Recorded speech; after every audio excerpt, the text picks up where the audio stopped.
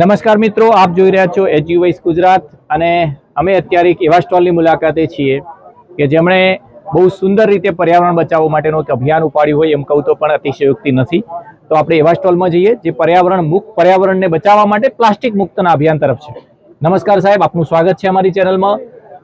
સાહેબ, આપનો પ્રાથમિક પરિચય આપશો અને આપે આ ઇનોવેશન કેમ અમલમાં મૂકવું પડ્યું એની થોડી વાત કરો.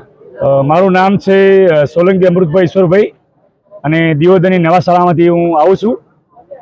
આની પહેલાં હું ભેંસાણા શાળામાં ટીચિંગ કરતો હતો.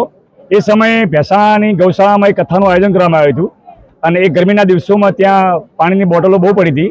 એ બોટલોનો ઢગલો જોયો એટલે મને મનમાં વિચાર આવ્યો કે લાવો આ બોટલોનો લઈ અને શાળામાં લઈ જઈએ.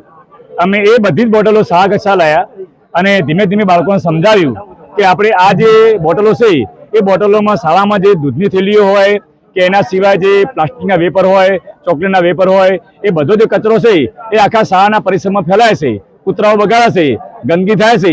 એ રોકવા માટે બાળકોને થોડી સમજ આપી અને એ સંદર્ભે અમે ધીમે ધીમે એ બોટલોમાં ભરવાનો પ્રયાસ કર્યો. શરૂઆતમાં તો થોડી વાર લાગી પણ ધીમે ધીમે આ પ્રયાસ અમારો સફળ થયો અને મારું આખું જે પરિસર ખરું ભેંસાણાનું એ ધીમે ધીમે સાફ થઈ ગયું. આ જે આખો અભિગમ કરો એમાં મારી શાળામાં જે શિક્ષક તરીકે જોબ કરતા હતા શ્રી ઉમંગભાઈ, એમનો પણ બહુ મને સાથ અને સહયોગ રહ્યો.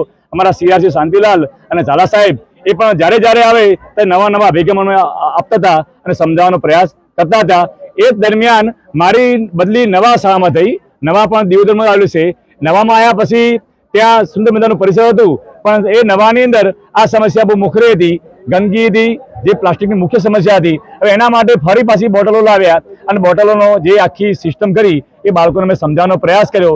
જેમ જેમ બોટલો ભરવા લાગી તેમ તેમ અમે અમારા જે બગીચો છે બગીચાની અંદર આ પ્રકારની અમે દિવાલો બનાવવા લાગ્યા, એના આકાર બનાવવા લાગ્યા. ક્યાંક જે બગીચાના છોડ હોય ત્યાં ક્યાંક ગોળ બનાવ્યા હોય તો ક્યાંક ચોરસ બનાવ્યા હોય તો ક્યાંક લંબચોરસ બનાવ્યા હોય. એના આધારે બાળકો જે 1 થી 5ના બાળકો જે ખરા એમના આકારની ખબર પડી. જે પણ કંઈ કચરો છે એ બોટલમાં જમા થાય છે, એ જગ્યાએ સ્ટોરેજ થાય છે અને આ બધો જ કચરો આ રીતે અમે ગોઠવી અને ધીમે ધીમે જ્યારે અમારી પાસે ઘણી બધી બોટલો ભેગી થાય છે, આ બોટલો બલ્કમાં ભેગી થાય ત્યારે અમે જે કચરાવાળા ભાઈ આવે છે એ જ્યારે એ લેવા આવે છે ત્યારે એની વેચવાનું કામ કરીએ છીએ. ત્યારે એની પ્રતિ કિલો કિંમત 10 રૂપિયા થાય છે. એટલે એ અમે એને આપી દઈએ છીએ. એની જે આવક આવે છે એવા જે ગરીબ બાળકો છે એના અમે નોટબુક કે બીજા અન્ય સાધનો લઈ આવીએ છીએ. આમ અમારો પ્રોજેક્ટ આજે સફળ છે. બંને શાળામાં અમારો પ્રોજેક્ટ આજે કાર્યરત છે અને બહુ સુંદર રીતે પ્લાસ્ટિક મુક્ત અભિયાન ચાલ્યું છે દેશનું, એમાં અમે સામેલ છીએ. એનો મને ગર્વ છે, આનંદ છે.